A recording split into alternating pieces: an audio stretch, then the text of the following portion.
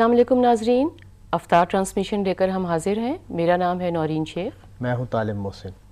آج ہم رمضان کے حوالے میں جو گفتگو کریں گے اس میں ہم دین اور دنیا دونوں کے بارے میں بات کریں گے۔ جہاں محبت کی بات آتی ہے، جہاں دین کی بات آتی ہے، جہاں دینداری کی بات آتی ہے، وہاں ہم ہمیشہ دنیا کو فارغ کر دیتے ہیں۔ ہم کہتے ہیں دیندار بننا ہے تو دنیا چھوڑ دو، دینداری کی بات ہے تو دنیا کے حوالے سے کوئی احکامات کی اتنی زیادہ اہمیت نہیں ہے۔ حالانکہ میں کہتی ہوں کہ دنیا اللہ تعالیٰ نے میرے لیے بنائی ہے، دنیا کی رونقیں اللہ تعالیٰ نے میرے لیے بنائی ہیں، اور یہاں پہ اس نے بتا دیا ہے کہ جائز طریقے ان رونقوں سے مستفید ہونے کے، ان کو انجوائے کرنے کے کیا ہیں۔ جی طالب صاحب۔ جی، دین کے حوالے سے جب ہم دین اور دنیا کے تقابل پر بات کریں گے تو عمومی تاثر یہ ہے، تصور یہ ہے کہ اصل میں ترک دنیا ہے دین کا تقاضا۔ دنیا کو چھوڑ دو اور دنیا سے الگ ہو جاؤ، دنیا سے کنارہ کشی اختیار کر لو، تو پھر تم دین میں ترقی کرو گے اور پھر تم دین میں اعلیٰ مقام کے حامل ہو۔ اور ہمارے ہاں بزرگوں کی جو داستانیں ہیں اور اس طرح کی جو چیزیں ہیں اس میں بھی اس طرح کی چیزوں کو بہت نمایاں کیا گیا ہے۔ جب ہم خود قرآن مجید سے اس بات کو سمجھنے کی کوشش کرتے ہیں اور پوچھتے ہیں تو ہمیں ایک دوسری بات سامنے نظر آتی ہے، اور وہ اس سے بالکل مختلف ہے۔ بنیادی مسئلہ کیا ہے؟ بنیادی مسئلہ یہ ہے کہ یہ دنیا امتحان کے لیے ہے، تو اس دنیا کو مقصود بنانا اور آخرت کو مقصود بنانا یہ دو متضاد رویے ہیں۔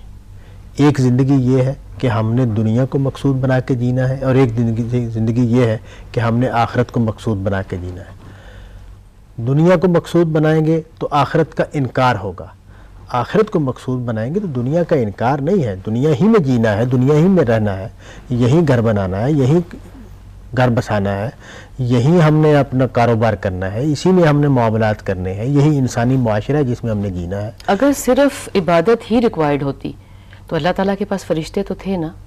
اللہ تعالیٰ نے دنیا تو انسان کے لیے بنائی ہے، اور اگر دنیا میں پڑیں گے نہیں، جس آزمائش میں اللہ نے ہمیں ڈالا ہے، اگر دنیا میں پڑیں گے نہیں، کنارہ ہی کر لیں گے، تو پھر قیامت کے دن کی تو ضرورت نہیں ہے، پھر سزا اور جزا کی تو ضرورت نہیں ہے۔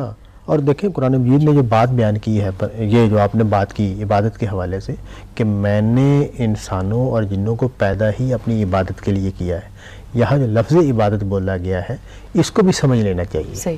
اس کا مطلب کیا ہے؟ اس کا مطلب یہ ہے کہ ہم اصل میں خدا کے بندے ہیں، اور ہمارا ایک ہی معبود ہے، ہم نے اسی کے ساتھ وابستہ ہونا ہے، اسی کو اپنے آقا مالک خالق کی حیثیت سے ماننا، اور اس کے ساتھ ایک بندے کی حیثیت سے متعلق ہونا ہے، جس میں اس کی ہم عبادت بھی کریں گے، جس میں ہم اس کی اطاعت بھی کریں گے، اور جس میں ہم اس کے احکام کی پابندی بھی کریں گے۔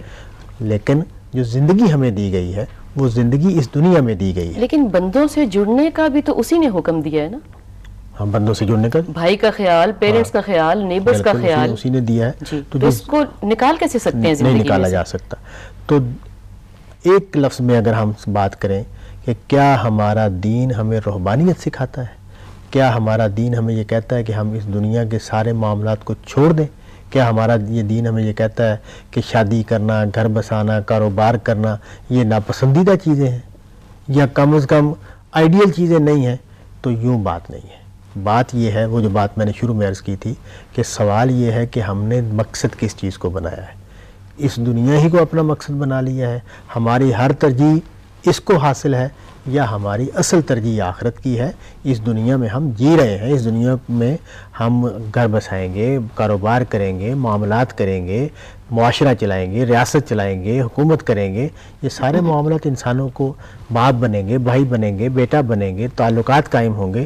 ان سارے معاملات کو کرتے ہوئے، ان میں جیتے ہوئے ہمیں خدا کے احکام کے مطابق جینا ہے، ایک بات، ہمیں خدا کا بندہ بن کر رہنا ہے، دوسری بات ہمیں خدا کی عبادت کرنی ہے، اس لیے کہ وہ ہمارا آقا، ہمارا مالک اور ہمارا خالق ہے، یہ بات ہے۔ اب رہ گئی بات کہ دین اور دنیا میں جب تقابل پیش آ جاتا ہے، یا کمپیریزن ہمیں کرنا پڑتا ہے، یا ترجیح دینی پڑتی ہے، اس وقت ہمارا فیصلہ کیا ہوگا؟ تو اس وقت دین کا تقاضا یہ ہے کہ فیصلہ دین کے حق میں ہوگا۔ طالب صاحب، اگر بیلنس رکھا جائے تو تقابل کا موقع کبھی آتا ہے؟ ہاں، بیلنس رکھا جائے تو تقابل کا موقع نہیں آتا، لیکن کچھ ایسی صورتیں خاص صورتحال پیش آ جاتی ہے، جیسے ہمیں اس کی مثال حضور کے زمانے میں ملتی ہے کہ جب جہاد کرنا پڑ گیا، تو اس وقت آپ اپنی تجارت کو چھوڑ کر اور اپنے گھر بار کو چھوڑ کر بھی آپ کو، اس لیے کہ وہاں نفری کی ضرورت تھی. ہاں وہاں تو وہ ایک ایسی سچویشن پیش آ گئی جس میں دین کی خاطر، دین کی حمایت میں اور دین کی حمیت میں کھڑا ہونا ضروری ہو گیا تھا. اور اسی طرح بعض اوقات ہمیں سچ بولنے کے لیے کھڑا ہونا پڑ جاتا ہے، انصاف کو قائم کرنے کے لیے کھڑا ہونا پڑ جاتا ہے. تو یہ وہ جگہ ہیں جہاں ہمیں پھر بعض اوقات دنیا کے سامنے نظر آنے والے فائدے، جو جائز فائدے ہوتے ہیں، ان کو بھی چھوڑنا پڑتا ہے، اور ہمیں حق کا ساتھ دینے کے لیے مال کی قربانی دینی پڑتی ہے، بعض اوقات جان کی قربانی دینی پڑتی ہے، بعض اوقات تعلقات کی قربانی دینی پڑتی ہے، اس لیے کہ قرآن نے کہا ہے کہ تمہیں عدل اور حق کی بات کرنی ہے، خواہ تمہارے اپنے خلاف پڑ رہی ہے. کئی دفعہ کورٹ میں اپنوں کے خلاف کھڑا ہونا پڑتا ہے. تو یہ وہ جگہ ہے جہاں پھر ہم کہیں گے کہ یہاں دین کو ترجیح حاصل ہوگی، دین کے تقاضوں کو ترجیح حاصل ہوگی، دین کے ساتھ وابستگی کو ترجیح حاصل ہوگی. یہاں ہم دنیا کے فائدے اور مفاد کو نہیں دیکھیں گے. طالب صاحب بہت صحیح آپ نے بات کی ہے، مگر جب ایک دماغ میں ایک بات گھس جاتی ہے نا کہ سیگریگیشن میں الگ ہو کے جب ہم بیٹھتے ہیں تو ہم عبادت زیادہ کر سکتے ہیں. اس میں میں نے کئی دفعہ دیکھا ہے کہ اپنے ملک میں، اپنے شہر میں رہتے ہوئے ہی لوگ رمضان کے پورے مہینے کے لیے مسجد میں چلے جاتے ہیں، ان کا کھانا وہاں پہنچایا جا رہا ہے، ان کی افطاری وہاں پہنچائی جا رہی ہے. کچھ لوگوں کو میں نے یہاں تک دیکھا ہے کہ وہ پورے رمضان کے لیے مدینہ شریف چلے جاتے ہیں، کہ مطلب ہے کہ وہاں جا کے عبادت ہو رہی ہے، پیچھے کوئی بچہ بیمار ہے، کہیں ضرورت پڑ گئی ہے، کوئی فرض کریں بچی کا رشتہ گھر میں آ گیا ہے، یا اور کوئی موت اللہ نہ کرے پیچھے سے ہو گئی ہے، ان کا کون خیال کرے گا؟ تو مطلب ہے بالکل تنہائی میں جا کے عبادت کا ہمیں کہیں حکم نہیں دیا گیا. آپ دیکھیں کئی دفعہ ایسی سچویشن گھر میں آ جاتی ہے کہ آذان آ رہی ہے، وہاں ایمرجنسی گھر میں ڈکلیئر ہوگی، باپ کو ہارٹ اٹیک ہو گیا، بچے نے بازو کاٹ لیے، تو آپ وہاں مطلب ہے کہ مسجد کی طرف نہیں بھاگتے، آپ بچے کو لے کے ایمرجنسی میں ہاسپٹل بھاگ رہے. وہاں تو دین یہ کہتا ہے کہ اگر آپ نماز میں ہیں اور سانپ آ گیا تو آپ نماز کو چھوڑ کر پہلے سانپ کے مسئلے کو حل کریں. جان کی بڑی حرمت یا کسی کی جان کو خطرہ پیش آ گیا تو آپ اس کی حفاظت کا بندوبست کریں.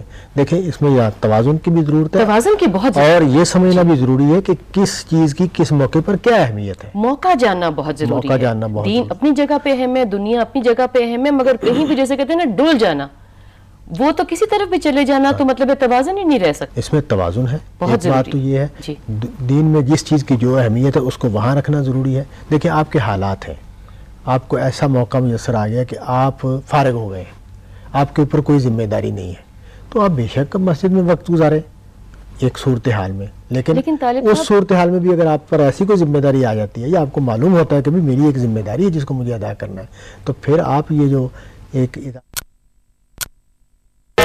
This time check was brought to you by Lasanica Archimazole. Lasanica Archimazole موٹاپے کی وجوہات کو کم کرنے کے لیے مؤثر دوا.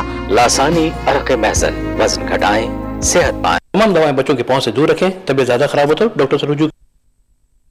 تو اس روایت کی روشنی میں اس کو سمجھنا چاہیے کہ جب کچھ صحابہ نے کہا جی کہ میں ساری عمر روزے رکھوں گا، کچھ نے کہا جی میں عبادت کروں گا، تو حضور نے فرمایا کہ نہیں، جیسے میں کرتا ہوں، دیکھو میں روزے بھی رکھتا ہوں اور افطار بھی کرتا ہوں، میرا خاندان بھی ہے. تو گویا حضور نے یہ تعلیم دی کہ نہیں، ایک توازن کے ساتھ زندگی کو گزارو. دین میں بھی محمود کام ہے وہ بھی کرو، اس میں بھی اپنے آپ کو آگے لے کے جاؤ، لیکن ایسا کوئی رویہ اختیار نہ کرو یا اس توازن کو بگاڑ نہ دو. دینداری کی جو کنسیپٹ ہوئی ہے نا، کنسیپٹ بنا ہے، وہ صرف یہ ہے کہ اصل میں نماز ہے عبادت. جبکہ معلوم یہ ہوتا ہے، دین کا مطالعہ کرنے سے معلوم ہوتا ہے کہ نہیں، نماز بہت اہم چیز ہے، اس کی بڑی قدر و منزلت ہے، اس پر دین سارا قائم ہے، اس میں کوئی شک نہیں. لیکن آپ کی جو زندگی کے دوسرے دائرے ہیں، آپ کی ذمہ داریاں ہیں، معاشرے کے پہلو سے بھی ہیں، خاندان کے پہلو سے بھی ہیں، فرد کی حیثیت سے بھی ہیں، ریاست کی حیثیت سے بھی ہیں، وہ بھی آپ کو ادا کریں. طالب صاحب اگر 24 گھنٹے کی نماز ریکوائرڈ ہوتی تو اللہ کیوں کہتا کہ نماز تم پر فرض ہے مقررہ اوقات میں؟ دیکھیں نا طالب صاحب، کانورسیشن ہماری ابھی جاری ہے، مگر یہاں وقت ہوا ایک بریک کا. ناظرین ہمارے ساتھ رہیے.